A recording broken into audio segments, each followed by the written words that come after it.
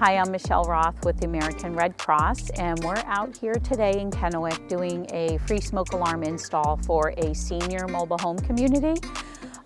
We do these events so that we can help prepare residents for home fires. Just having one smoke alarm in your house, one working smoke alarm, can cut the risk in half from dying from a home fire.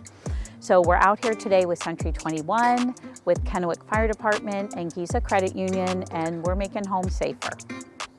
Yeah, this has been a relationship that we've had with American Red Cross for a number of years now, and for us what's really neat about it is we go out and we help a lot of communities. My experience has been we find a lot of communities where we have homes that are completely unprotected.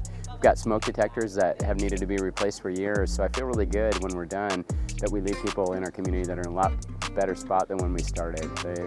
One of the key things to get out of a home today because of how fast a fire grows is early detection. So we definitely are doing that in our partnership with the American Red Cross. We're giving people a much better chance for survival. So it feels really good. It's great to see the partner agencies that come out. We have a lot of different groups that want to come out and volunteer with it. American Red Cross is great about mobilizing people, so I really enjoy that interaction also.